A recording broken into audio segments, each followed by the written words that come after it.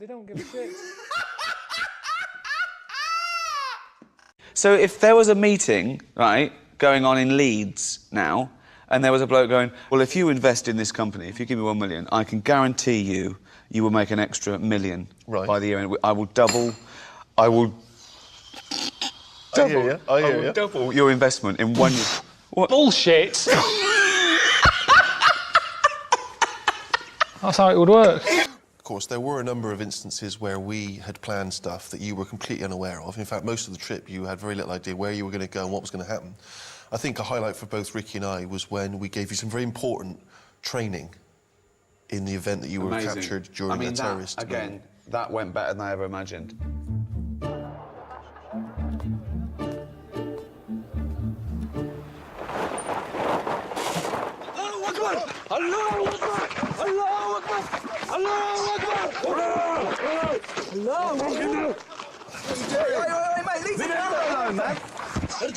Yeah, I think you're out of order. What is going through your head when those guys grabbed you?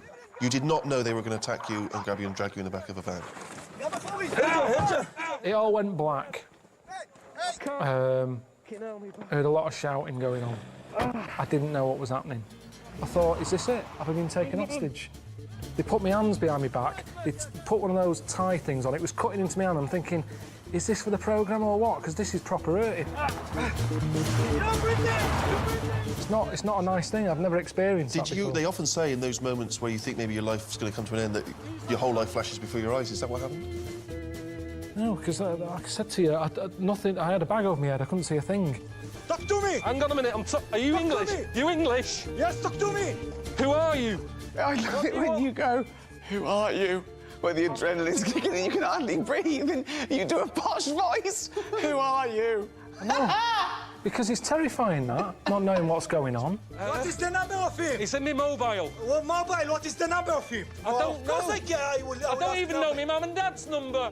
Thought maybe this is part of the setup, I don't know. But my body didn't know, because it was going through the same thing as Terry Waite would have gone through, or whoever else had been tied to a radiator.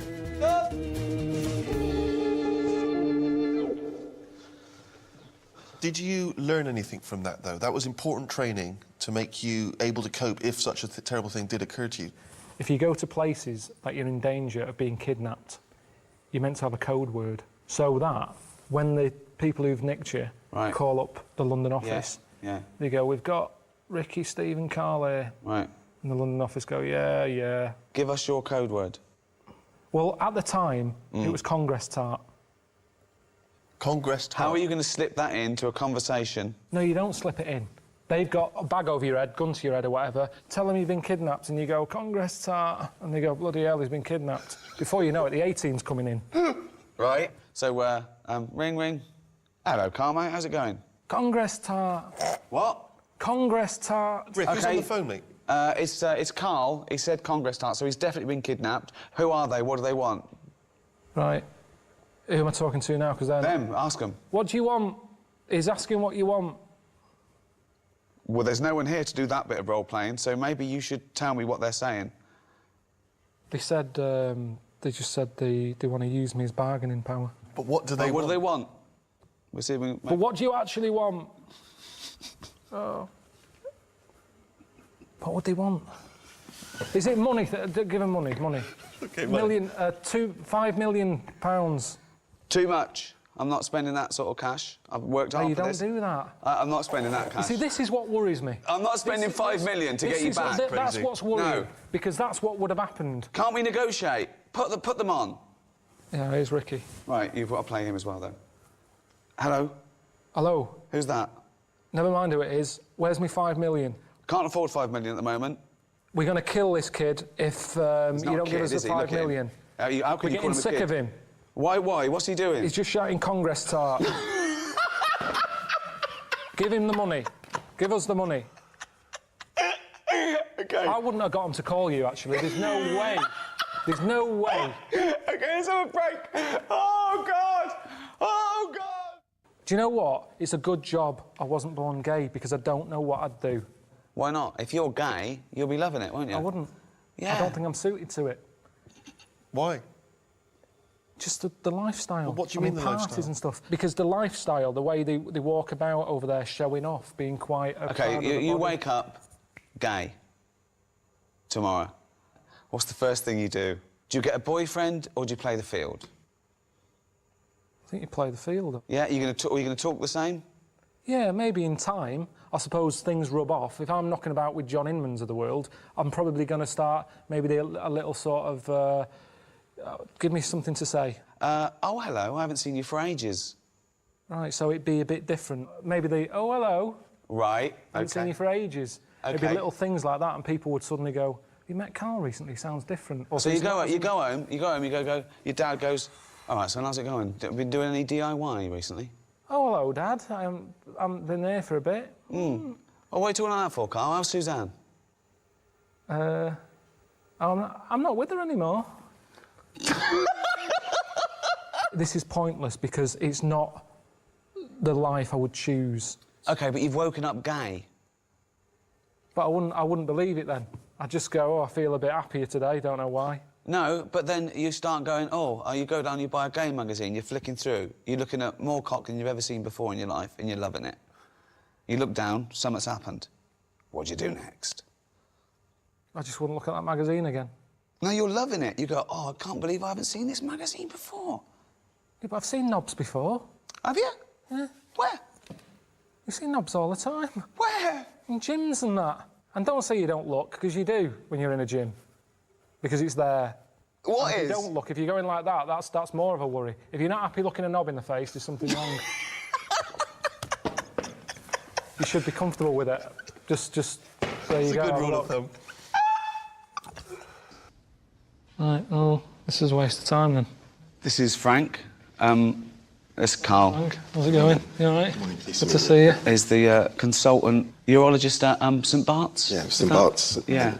The thing about prostate cancer is you can be perfectly well and yet still have prostate cancer. And one of the ways that we can detect if that may be a problem is a rectal examination. The thing with just feeling... I don't want to finger up the arse, though. wait, You keep wait. going on about this. Right. I've told you time and time again. I mean, I presume there's a lot of ill people knocking around that Frank should be looking at. Instead, he's here debating with you two whether he's going to shove his finger up my arse. How long will it take if you did it now? If you went... No, wait, how long will it... 15 seconds. 15 That's seconds. a long time, as far as I'm concerned. What are you looking for?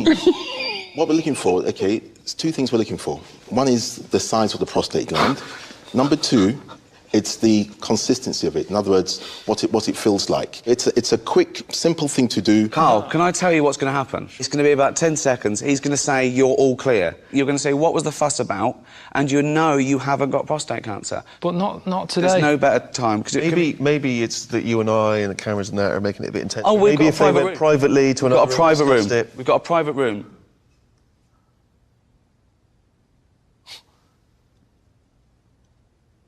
Top. Right, you wait here then. You stay here. I don't want you following wait me. here. Frank, do you want to follow Karl? Can you show Frank and Karl to a private room? Thanks.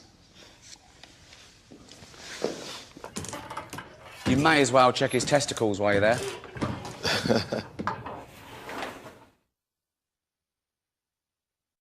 So what's the rules here?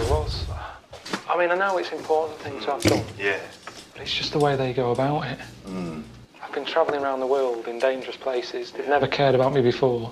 Yet today they keep going on about having this done. Men are embarrassed about these things, you know? We're not used to these things. But for the sake of something that really is very quick and painless, we're talking about potentially saving a life. And before you know it, it's done and it's over. I know, but it's just that. It's day in, day out. That's what you do, seriously, every day? Yeah. Every day of my working life, that's what I do. And are you going to move up and get to do something better, or is this your future now, just sticking your finger up a fella's arse? It's just part of the job, you know. A lot of time I spend in operating. A lot of time I spend in clinics. So how many people are you doing a day? 10 to 20 maybe. And which finger is it? Is it a big one or a little one? It's the index finger.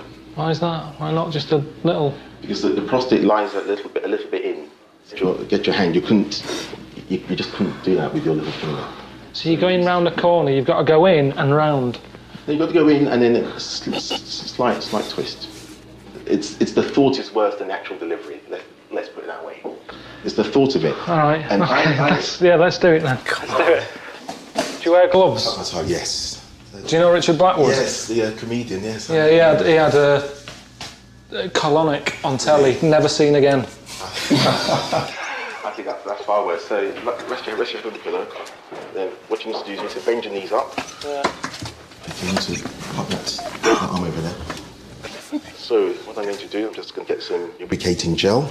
Or just... Right, so what I'm going to do is, if I may, I'm just going to pop your trousers down. Bend your knees up a bit more. Come towards me a bit more, so you're at the edge of the couch. Marvellous, okay? Take a deep breath. Deep breath. And out, okay? And relax, breathe normally. I'm just going to pop a finger in there, okay? Deep breath, well done. Jesus, well done. that's high up. Fucking hell. Right, that's surely enough, isn't it? Right, you're touching a lung. Well done. Well done. Okay, I'll just Your prostate's fine. Hey! Well done. Excellent. Oh, God. Well done. Brilliant. Many alive. I don't think it's the sort of thing people pay a guy's subscription for, to be honest. In HD. Well done. Cheers for that then, Frank. Now, you're a doctor, aren't you?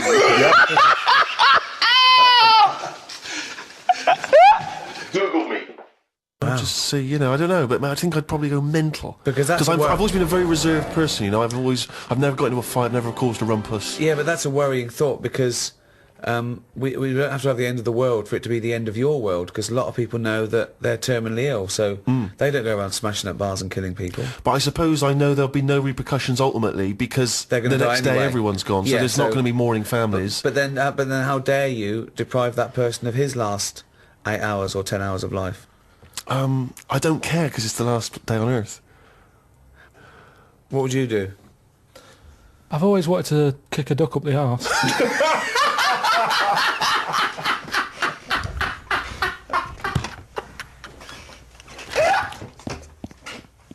But what I don't think people realise is, right, it is hard eating a little kangaroo knob. Right? Really? How do you know? No, it's just, you know, you think about it and you go, oh, couldn't do that, right? But what they never mention on the TV programme, which I think takes it to the next level, right?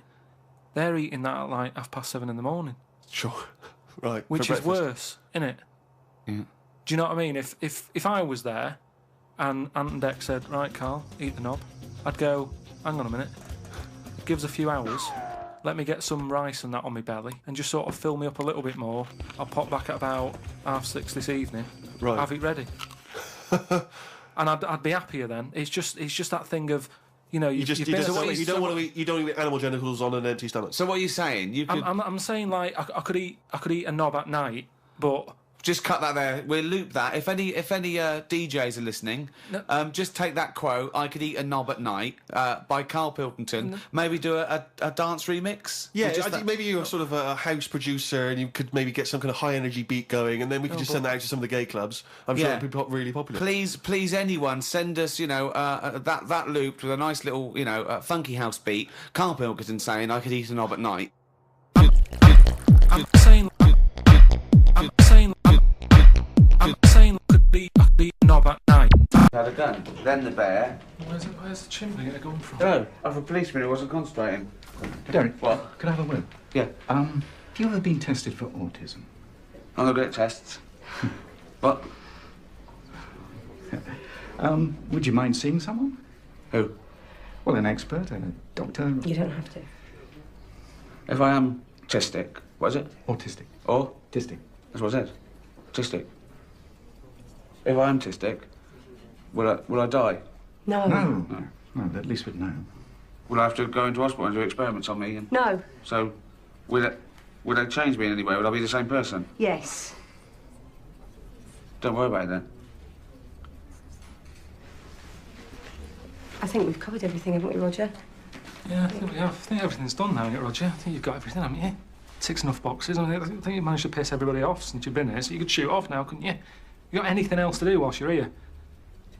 I'll just let you know for your form. That toaster, I've given it a go. It's fine, nothing wrong with it. Look, I had a lovely bit of toast. No danger, no one's died. Yeah, all right. You can shoot off now, because you don't know anything.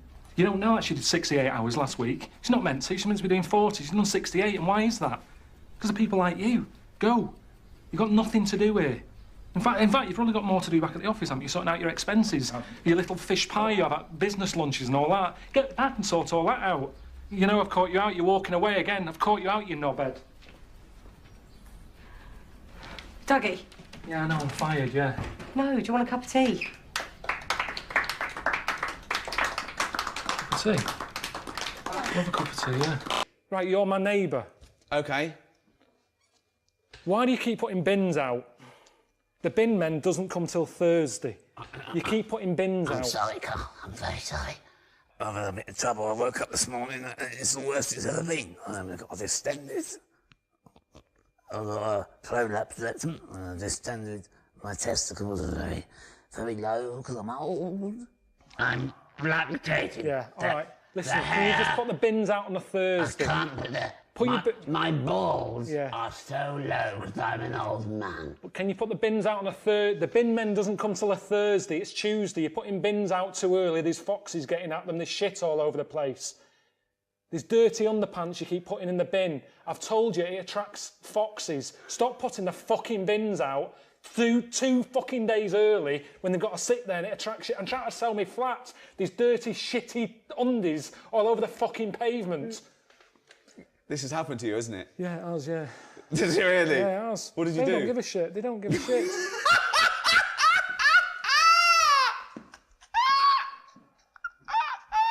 So you earn more than a Tyler. No, I don't. Not at the moment. Nothing's happening, is it? Nothing's rolling in at the moment. DVDs No work is coming in. Your DVD's at number 5 in the charts. Yeah, but hey, Richard, you don't see that money for ages, mate. Honestly.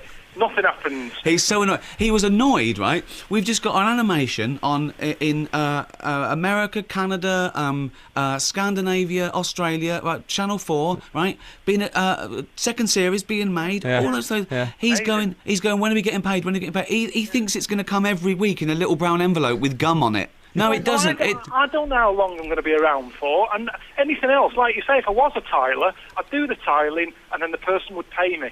Right. But in this line of work, everyone's always quite ready yet. The money's in a pot. Where's the pot? Where's the money? It just annoys me because someone could die here who's signed this off. Carl, and that was a metaphor. There's no real pot. When they said, it's got to go in the pot, they meant all those DVDs, they go in there and they feel what the profit is, and then we get a profit share. Most people don't get a profit share. You have walked into this job under the wing of me and Steve Merchant. You should be so lucky. You've had the easiest ride of anyone in entertainment ever in the history of the world. No, it's not good, though. Everyone keeps going, oh, you must be a millionaire. No, I'm not, because the money's split. So many hands are out. Every job I do. Ricky and Steve weren't away with me when I was abroad, yet they get a big bib of it. They've got their hand out. Their agents have got their hands out. I am not a millionaire, so let's get that out there. I'm skint at the moment. No money's coming in. I've just been on the phone then. The reason I didn't answer one of the 8 calls that I've just had is because I was on the phone to the electric people, giving them a meter reading. They all want paying on time. I can't just tell them, oh, the money's in the pot. The tax man. The money's in the pot. You can have it when I get the pot. I don't know when I'm getting paid. That's how it works. I'm sick of it. Good, well, thanks very much, Carl. Yeah, thank you, Carl. Carl, what room are you grouting?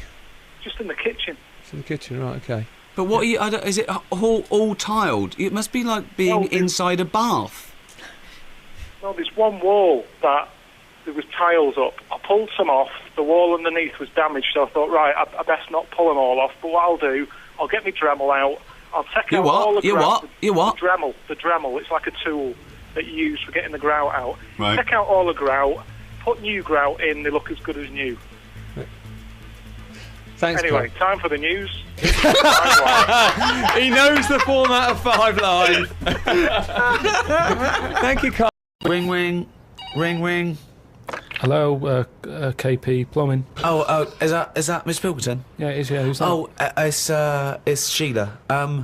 Listen. Sheila, shouldn't you be here by now? Yeah, no, I was going to set off. We'll set off now. Stop wasting time. We've got a big order on. No, I know. We're all on a bonus here if we get this done. I'll see you in 10 minutes, shall I? I can't make it. What? I can't make it. Why not? The car won't start and it's slippy on the drive. I just can't get out. Get the transport. I'll see you in... I'll give you 20 minutes, all right? Don't worry about it. Thanks for calling. I'll see you in a bit. I'm also scared of the ice. I'm scared of the ice. I'm not gonna come in today. It's dangerous. So what are you going to do? Well, I'm gonna wait until the ice and snow goes away, and then I'm gonna come in. But they're predicting it's going to be about 2 weeks before they clear all this. I can't really travel in this. It's a bit dangerous. Well, I'll tell you what. You stay at home. I'll replace you. Because I need someone to come in. What, you're firing me because I can't get into work with this? Well, I got into work, Sheila. Yeah, I know, but you don't live with me, do you? If you did live with me, then you'd probably see it was bad where I was as well. Yeah, I'm here. Do you know how bad it is here? When you come round and have a look how bad it is here, you drive my... Tell you what, you come round and drive my fucking car because I'm snowed in, you fucking calling me a cunt. And I'll tell you, if you fire me, I'll take you to drive uni, you bald-headed wanker. Right, you're fired anyway for that. You're in fucking trouble then. Right then, see ya.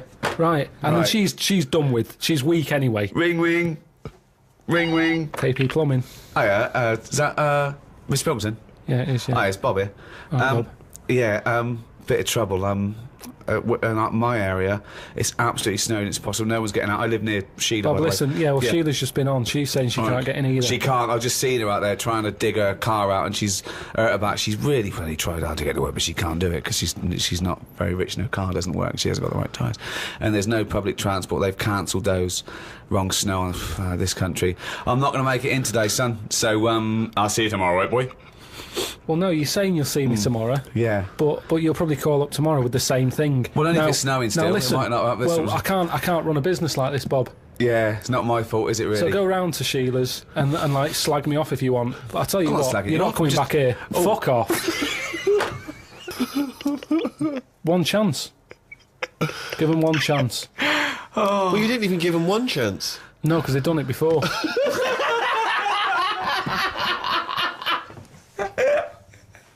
Oh, fucking hell. Just annoys me.